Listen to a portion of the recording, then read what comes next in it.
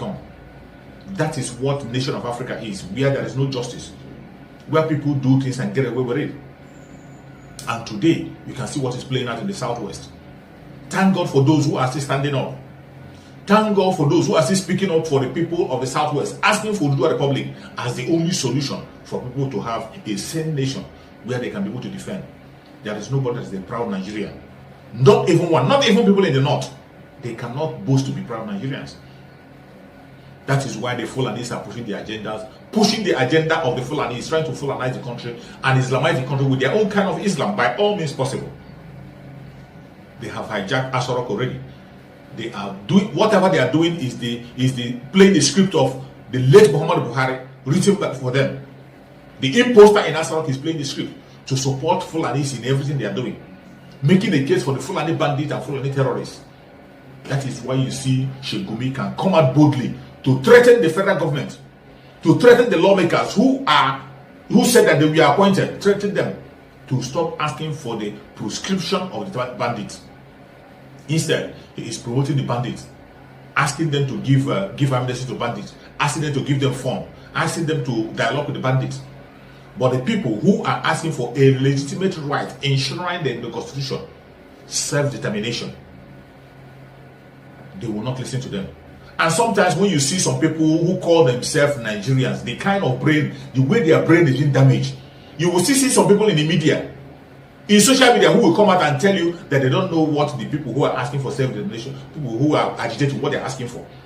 They don't know what people who are agitating, what they are asking for. They don't know what they're asking for. They say they don't know what Biafrans are asking for. They don't know what the Indigenous are asking for.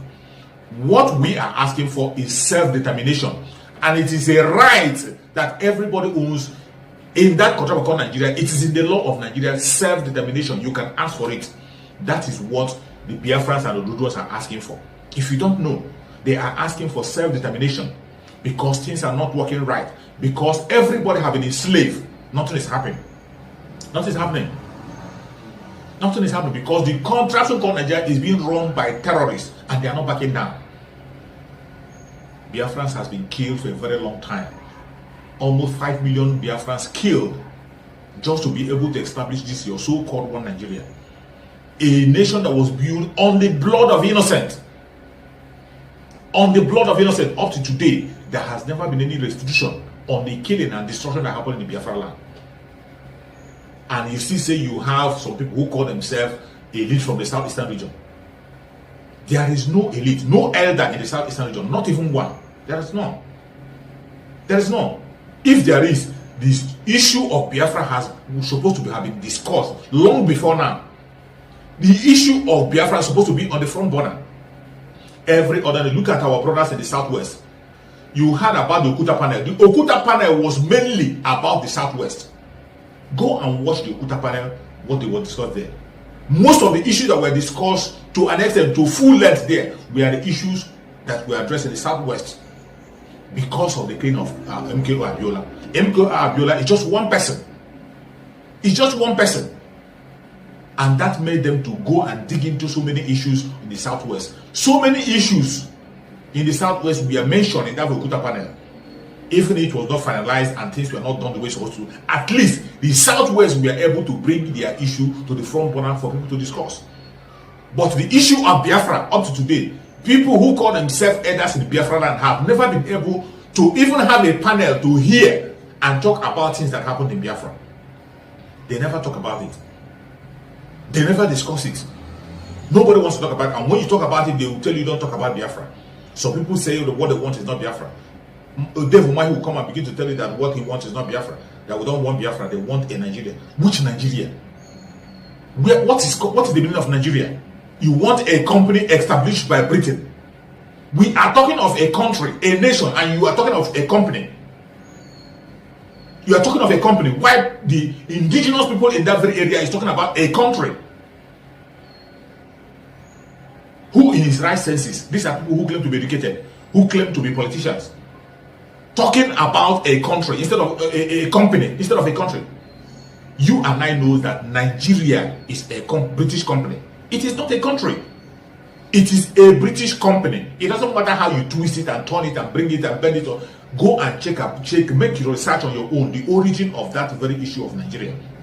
The origin. How did they start? How did they come about their amalgamation? How did they come about bringing people together? They pushed us together because they were trying to enslave us, to amass the wealth in that very region and take to Britain. They formed they created the company. And when they were going, they sold the indigenous people out as a company.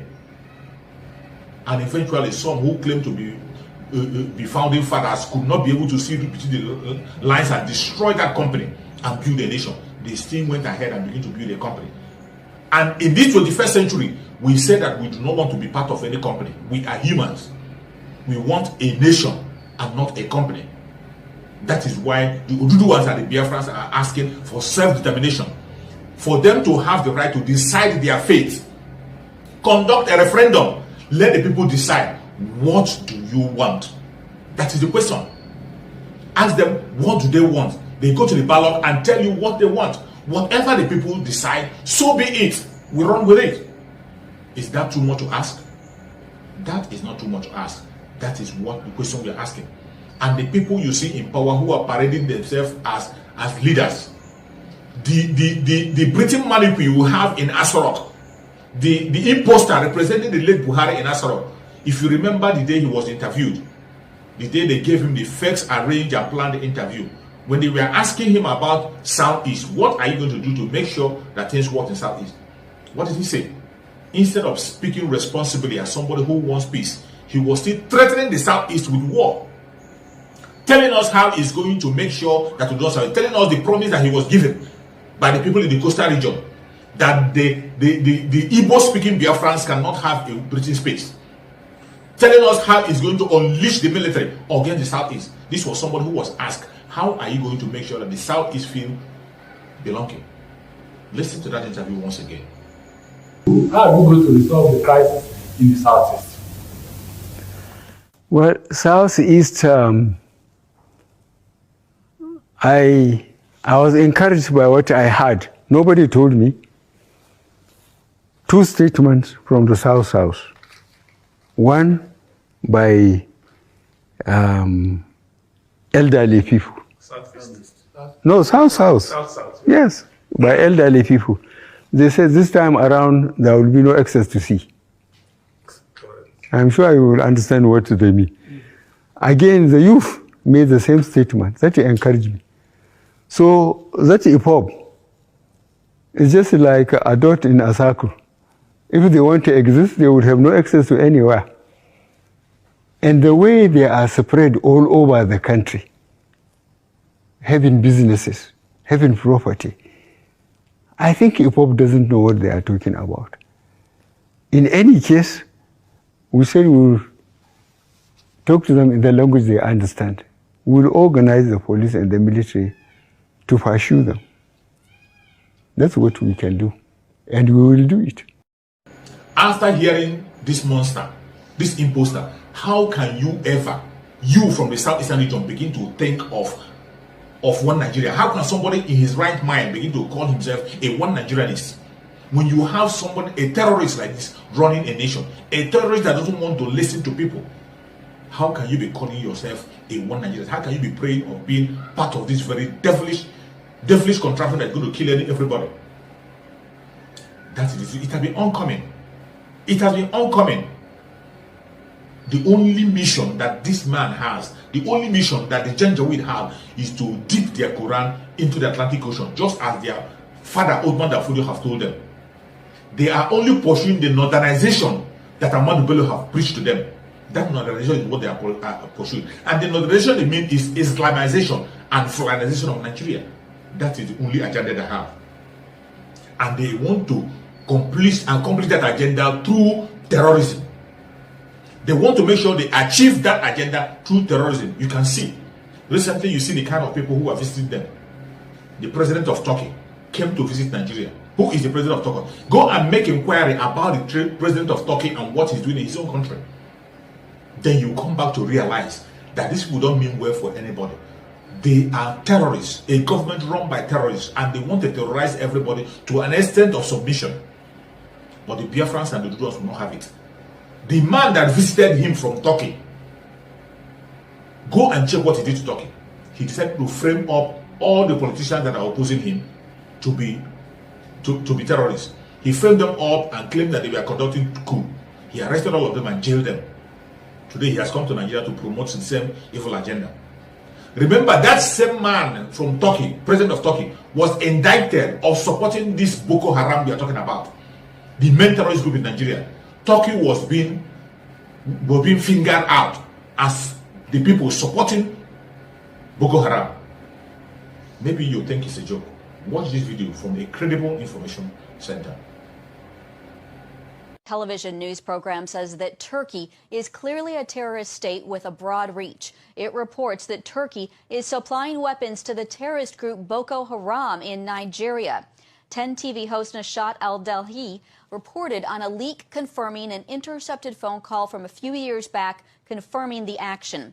He reported in part, today's leak confirms without a doubt that Erdogan, his state, his government, and his party are transferring weapons from Turkey to, this is a shock, to where you may ask, to Nigeria, and to whom? To the Boko Haram organization. Well, Raymond Ibrahim, a journalism fellow at the David Horowitz Freedom Center and an expert on the Middle East and Islam, joins us now with more on this. Welcome, Raymond. Hello, Heather. Are you surprised by this report? What's your take on it? No, I'm not surprised. And my take on it is that the actual tape that was made that you referenced and you quoted was made apparently in 2014 or 15.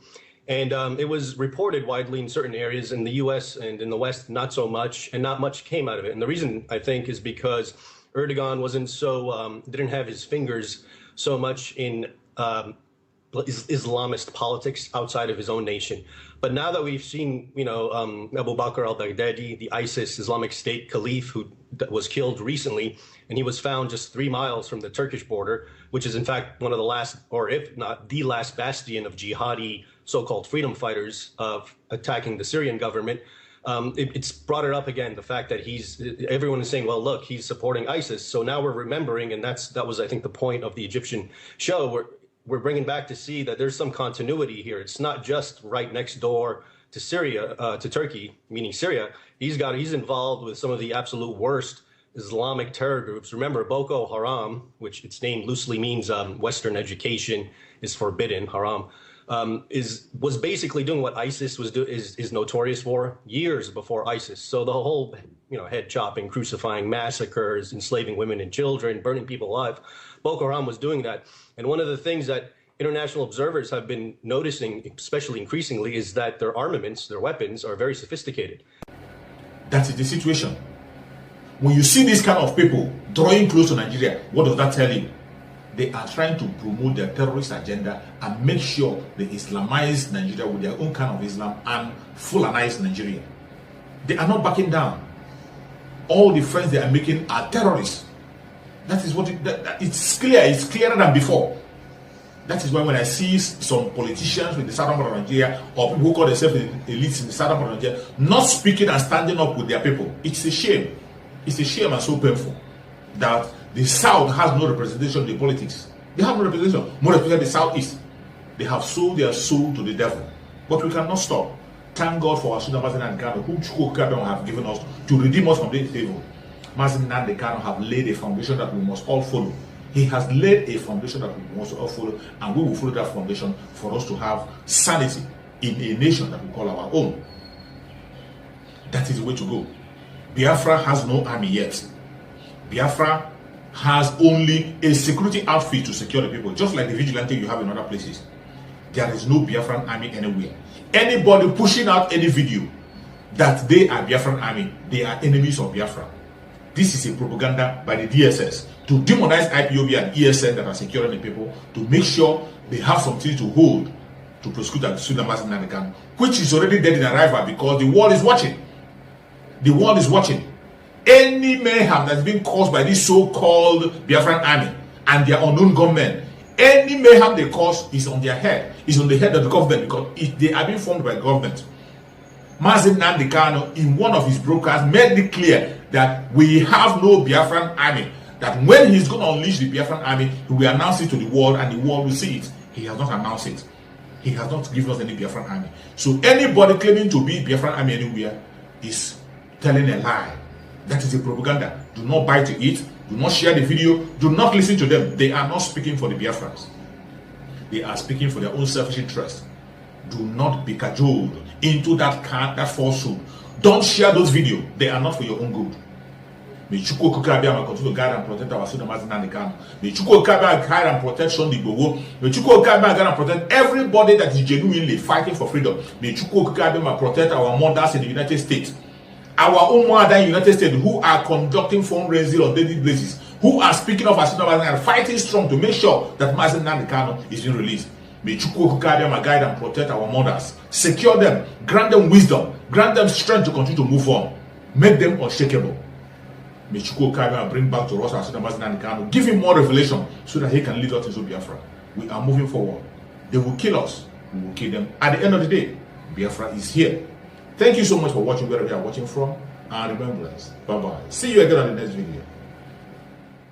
video.